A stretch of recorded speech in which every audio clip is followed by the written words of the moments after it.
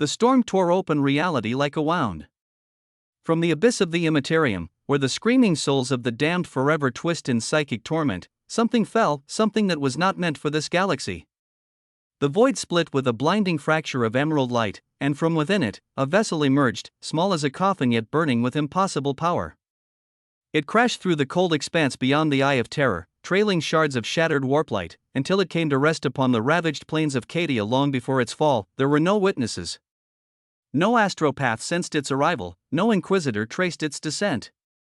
Only the wind howled through the iron dunes, carrying with it the scent of ozone and destiny. The object rested there, buried beneath dust and broken stone, untouched by the hand of man or demon for millennia, until a patrol of the Astra Militarum stumbled upon it during a sanctioned excavation. The soldiers, expecting relics of the old knight, uncovered instead a vessel forged of unknown alloys, impervious to scanners, immune to the touch of corruption. Upon its surface, glyphs older than High Gothic shimmered faintly, carved not by human hand but by something infinitely precise, almost divine in its geometry. When the seal was broken, light flooded outward, pure and untainted. The men screamed, not from pain, but from awe, as the form of a child was revealed within. Pale-skinned, black-haired, and sleeping, wrapped in a blue cloth that bore the sigil of a long-dead world, the child did not cry. His heartbeat pulsed like thunder through the dust. And for a moment, the wind stopped. They brought the child to the nearest command post, where a Mechanicus Muggos studied him with reverence and fear. No genetic marker matched Imperial record. No psychic resonance was detected, yet the air hummed around him with the faint vibration of contained energy, as though the flesh itself was a conduit for the stars. The Muggos reported to his superiors that the child was a biological anomaly, perhaps a weapon of the dark age of technology. Others whispered of heresy. Yet none could bring themselves to destroy him. The boy's gaze, when he awoke, burned with the quiet curiosity of a god observing an ant years past. The boy grew under imperial custody, his strength surpassing comprehension. Steel bent beneath his grasp. Bolter rounds struck his skin and fell harmless. He could leap across the trenches of Cadia as easily as a man stepped over puddles. The priests of the ecclesiarchy declared him a miracle of the emperor, an angel reborn to cleanse the galaxy of its sins. But others were not so convinced. The Inquisition saw him as a potential threat, a weapon forged beyond the emperor's will, an unknown born in the shadow of the warp. Within the archives of the Ordo Xenos, debates raged. Was he a creation of the Old Ones? A biological construct designed to restore balance to the stars? Or perhaps something worse, an infiltrator sent by the ruinous powers, disguised in the form of man to tempt the Imperium's faith? None could decide. Yet all agreed that if such a being were to exist, his destiny would not be his own. On a night of crimson lightning, when warp storms tore across the void and the Astronomicon flickered like a dying flame, the boy vanished. The facility where he had been kept was reduced to ruin, walls melted into glass, guards reduced to ash. Only a crater remained, its center scorched but pulsing faintly with residual energy. Inquisitors arrived to investigate but found no trace of life. Yet in the heavens above Cadia, a new light was seen, one that flew faster than any vessel, defying gravity and reason. It was said that he wandered for centuries, nameless and unseen, moving from world to world like a phantom. Some called him the Pale Sun, for wherever he descended, the night grew bright as dawn. He saved colonies from orc raids, halted tyrannid incursions with his bare hands, and turned aside the claws of demons without the aid of faith or weapon. To those who witnessed him, he was salvation. To the Imperium, he was an anomaly to be erased. Reports of his deeds reached Terra through fragmented Vox recordings, each recounting the impossible. A man who could lift tanks, fly without propulsion, and heal the wounded with a touch. Some in the ecclesiarchy declared him a living saint, perhaps even the emperor reborn in mortal flesh. But the Inquisition saw only blasphemy. If this being was not of Holy Terra, then his existence defied the emperor's plan. And so, the hunt began. As the centuries turned, his legend grew. Whole sects formed in secret to worship him as the Kryptonian, a being not born of the warp but of the void between stars. They spoke of his gentleness, his mercy, his refusal to kill even the heretic. But in a galaxy where mercy is weakness, such virtue was unforgivable. The Imperium sent assassins, fleets, even Grey Knights to confront him. None returned with success. In the records of the Ordo Malleus, one report survived a damaged picked capture from an engagement over a ruined hive world. It showed a lone figure suspended in the air, cape-torn, eyes glowing like twin suns, holding back a falling Imperial cruiser with nothing but his bare hands. The footage ended with static, followed by a single Vox transmission whispered through the noise, *, he is not of this galaxy. *, no one knows where he went after that. Some say he ascended into the stars, tired of endless war. Others whisper that he descended into the Eye of Terror itself, seeking to understand the corruption that had consumed mankind. The Imperium erased his existence from all official records, labeling him Anomaly Kal-El, classified threat. But among the forgotten colonies in the outlawed archives of the Adeptus Astra Telepathica, his name lingers like a forbidden name, and yet, one cannot help but wonder, what if he had stayed? What if the Kryptonian had chosen to kneel before the Golden Throne instead of walking his own path? Could he have become the Emperor's champion, the guardian the Imperium had long forsaken? Or would the darkness of the 41st millennium have consumed even him, turning hope into another weapon of despair? Beneath the eternal storms of the warp, echoes still carry his name across the void, a whisper of what might have been. A memory of light, lost in an age where light itself is treason. And somewhere, in the silence between stars, the last trace of his energy still glows faintly, as though the universe itself refuses to forget the day when an alien god fell to a dying galaxy. There are few records that survived from the centuries that followed his disappearance, but among the sealed archives of the Inquisition lies a chronicle written by Magos historian Thalestra Varn, a woman who dared to study what others feared to name. She described the Kryptonian not as a myth, but as a constant shadow cast across Imperial history. Whenever a world faced annihilation, whenever hope seemed extinguished, stories would surface of a lone figure descending from the heavens, radiating light untouched by the warp. His arrival was never heralded by prophecy nor prayer, only by silence, as though the galaxy itself held its breath. In the annals of the Segmentum Solar, there exists a fragment of cogitator data recovered from the wreckage of a space hulk drifting near Baal. Within its corrupted memory banks, one line survived, * anomaly intercepted. Subject capable of absorbing stellar radiation. No warp signature detected. * The report was unsigned, but its formatting bore resemblance to Adeptus Mechanicus designations, implying the tech priests had once studied the being in secret. The concept of drawing power not from the warp, but from the stars themselves, defied every known principle of the Mechanicum. To them, energy was sacred, yet never pure, always filtered through ritual, sanctified through machine. But this creature bypassed all ritual. His strength came from the universe's first language, light. To understand the implications, the Magos proposed an unsettling hypothesis.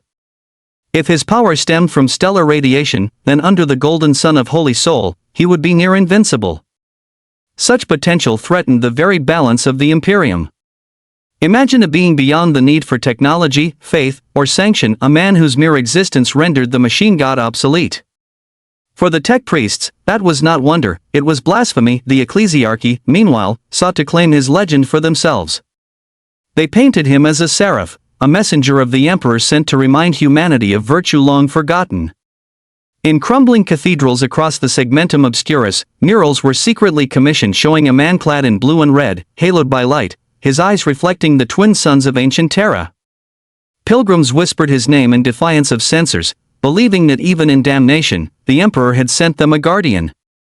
The Ordo Hereticus burned thousands for speaking it, yet not all faith was extinguished. Among the Sisters of Silence, there were rumors of a silent encounter between the Kryptonian and a cadre of null maidens during the purges of Koltha's outer moons. They said he walked unflinching among them, unaffected by their null auras. To be untouched by the warp was one thing, but to remain whole before the void itself was another. It was as though the universe recognized him as a separate equation, an error that could not be balanced within the laws of reality. The Adeptus Astartes took interest soon after. Several chapters, notably the Ultramarines and the Dark Angels, are rumored to have dispatched secret kill teams to assess this being. Reports were inconsistent. One data fragment recovered from an Ultramarine strike cruiser described a confrontation on a dying world in the eastern fringe. The Kryptonian had intervened in a chaos incursion, annihilating a demon host before the Astartes could engage.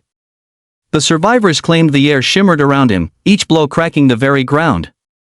When a bolter shell struck him in the chest, it disintegrated mid-flight, undone by sheer force. The Astartes commander, a veteran of countless campaigns, reported his words, "You call yourselves protectors, yet you kill in the name of fear." That line was later redacted by inquisitorial order, though whispers of it endured. The Kryptonian did not despise mankind, he pitied it. In him lay the tragedy of an ideal born into a world that no longer believed in ideals. As the centuries turned into millennia, the figure's appearances became rarer, but never ceased entirely. Some worlds swore he saved them from extinction, moving faster than any ship, striking harder than any weapon. Others claimed he brought ruin, for wherever he appeared, the Imperium soon followed with purges to cleanse the heresy of hope. The last recorded sighting within sanctioned Imperial logs comes from the archives of Segmentum Tempestus. A battle between the Imperium and the Tau Empire had raged for weeks. Then, on the 9th day, orbital pict feeds captured a figure standing between the two armies, arms outstretched. The weapons of both sides malfunctioned. The air rippled. For 7 minutes, all violence ceased. Then, without a word, he ascended into the sky, leaving only silence and a crater shaped like a perfect circle, its edges vitrified by unimaginable heat. Neither side could explain it. Both swore to never speak of it again, but the Eldar knew. Across their craft worlds, seers whispered of the outsider of soul, a being who bore the light of creation without the stain of chaos. Some believed he was a shard of the Old One's final experiment, sent adrift beyond time.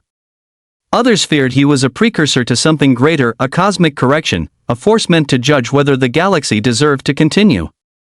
In their divinations, his presence blurred the skeins of fate.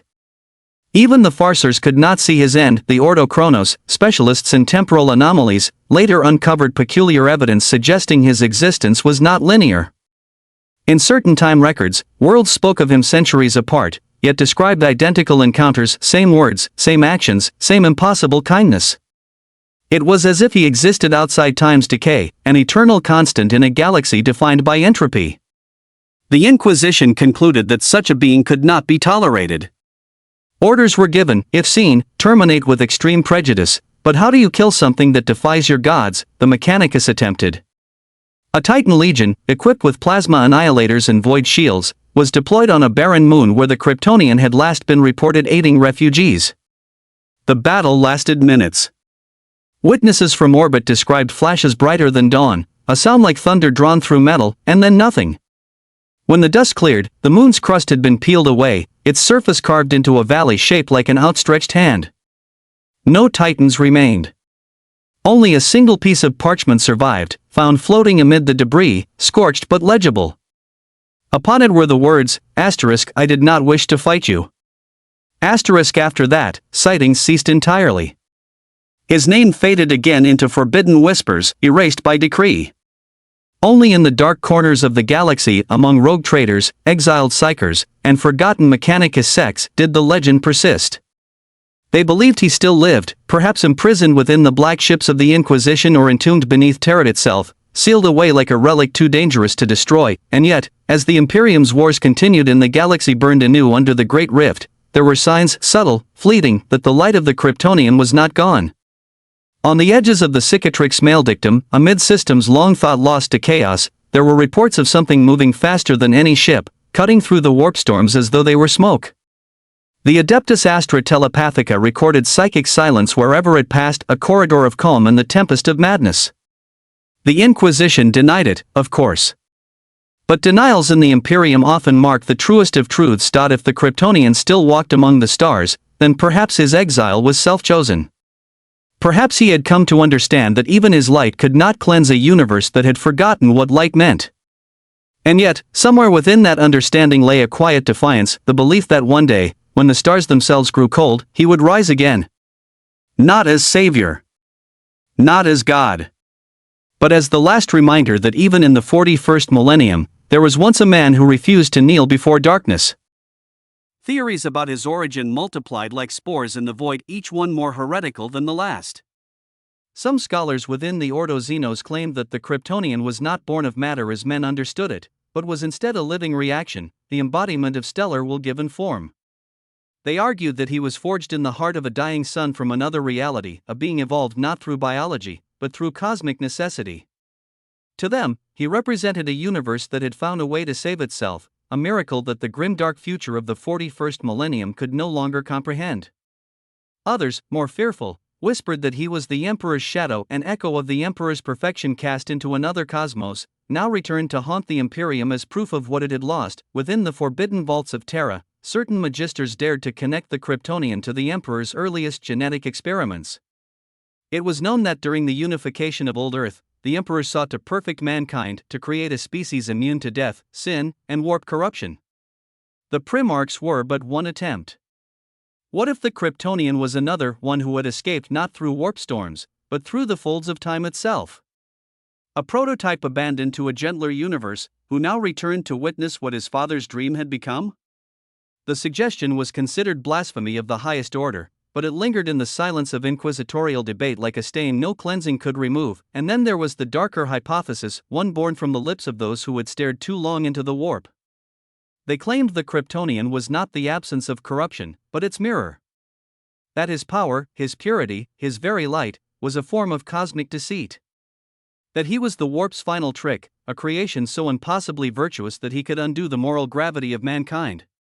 The ruinous powers, it was said, no longer needed to tempt humanity through chaos if they could tempt it through hope. For hope, too, can be weaponized. It is easy to dismiss such thoughts as madness. Yet one cannot ignore the strange consistency of events that followed in his wake. Whole planets ceased praying to the Emperor after glimpsing him. Millions abandoned the ecclesiarchy's rituals, believing they had seen proof of divinity without devotion. To the Inquisition, this was more dangerous than any heretic's uprising. It was the slow corrosion of belief. Where the Kryptonian walked, the idea of the Emperor's singularity fractured. Humanity began to wonder whether their god was one among many. In the archives of the Black Library, there exists a record written not by men, but by the Harlequins. It tells of a meeting between the Kryptonian and an Eldar farser on a world long turned to dust. The farser asked him, "Do you know what you are?" The Kryptonian, according to the text, looked toward the stars and answered, "A reminder." When asked what he meant, he simply vanished into the sky. The Harlequins later interpreted his response as a warning that he was not salvation, but the echo of what salvation once meant among humans. His presence became an ideological schism. Some saw him as a threat to imperial dominion, others as proof that righteousness could exist without tyranny. A cult formed in the underhives of Necromunda, calling themselves the Sons of the Sky. They painted their faces blue and red, claiming to await the day when the Man of Light would return to burn away corruption. The Inquisition eradicated them in 3 nights, their leader executed for the worship of false salvation.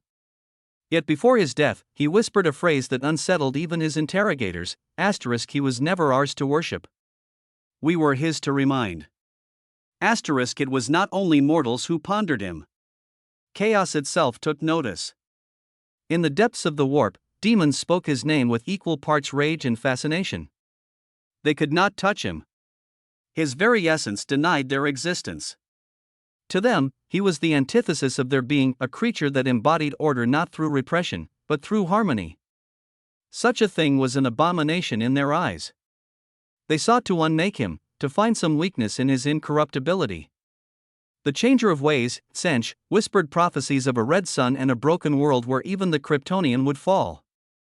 None came true, but the whispers persisted. Yet there was one place where his influence endured beyond all mortal and demon reach, the warp itself.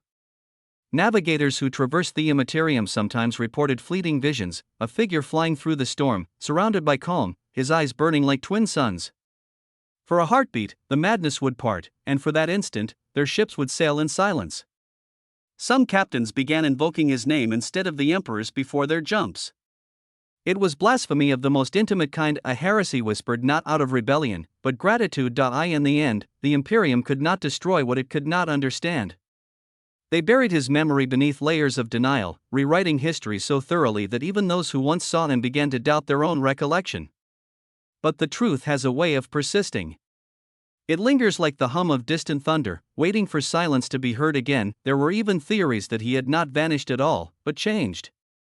That his power, his absorption of stellar energy, had finally reached a point of transcendence. Perhaps he had become light itself, diffused across the cosmos, existing not as a being but as a constant. His influence, then, would no longer need a body, it would live in the photons that touched every world, in the warmth of every star that refused to die. For those who still dared to believe, that was enough. Others held a more pragmatic view. They suggested that the Kryptonian had finally faced something even he could not overcome. The Great Rift had split reality, the warp bleeding into the material. Maybe, within that cataclysm, he had found an enemy he could not defeat through strength alone, an enemy that was not chaos, but futility itself. In such a universe, where war is eternal and hope is treason, what becomes of a savior who refuses to kill? Does he endure? Or does he break beneath the weight of mercy? A forbidden text within the vaults of the Scholastica Psychona tells of a dream shared by dozens of sanctioned psychers. In it, they stood on a ruined world beneath a dying sun. A figure in tattered blue looked to the horizon, his cape torn, his face weary.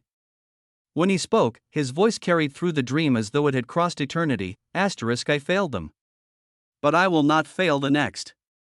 Then the dream ended in silence, and the psychers woke bleeding from the eyes. The report was classified Omega-7, do not disseminate. There is, however, one remaining contradiction, one that has driven many historians to madness. Despite every record of his existence, every testimony and forbidden archive, there is no physical evidence he ever lived. No bones, no relics, no residue of his power. It is as if the universe erased its own memory of him.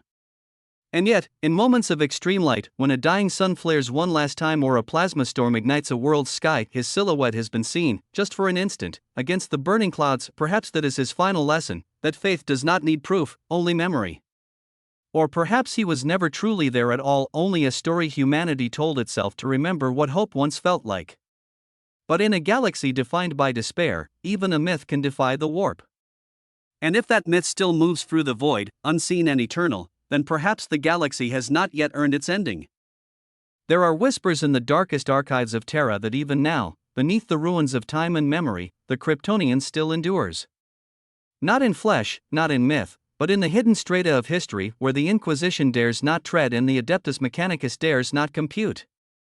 It is said that beneath the palace of the Emperor, deep within vaults sealed since the days of the Great Crusade, lies a single containment chamber untouched by the passage of millennia. Inside, frozen within stasis and surrounded by runes of both science and faith, rests a man whose heartbeat trembles like distant thunder. No record confirms it. No adept will speak of it. But those who have heard the rumors describe it the same way, a chamber filled with golden light, and within it, a being who looks like hope made flesh. Theories abound regarding why the Emperor would have kept such a being imprisoned rather than freed. Some claim that he foresaw the Kryptonian's potential to disrupt the balance of the galaxy. Others believe he intended to awaken him in an age when mankind had forgotten even the concept of mercy, a failsafe against its own corruption. If such a chamber truly exists, then it stands as a silent covenant between two gods, the one who conquered through faith and the one who sought to save through compassion. Perhaps both understood that the galaxy could not contain them at once, yet there are other interpretations, ones less comforting. There are those among the Grey Knights who speak, only in private, of a great battle that never entered the annals of the Imperium. A conflict fought not against demon or Xenos, but against something that fell from the stars wearing the guise of man. They claim their victory came not through strength, but through sacrifice. That they chained a sun beneath the ground and prayed it would never rise again. When questioned, their lips seal shut, and their eyes drift toward the direction of Terra, as if even to remember it is to court annihilation. Meanwhile, the galaxy continues its descent.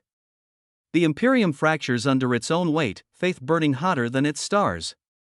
The Great Rift bleeds across the heavens, and the Emperor remains a silent corpse upon his throne. In this age of endless night, the absence of the Kryptonian feels almost deliberate, as though the universe itself conspires to withhold him until the moment of absolute need.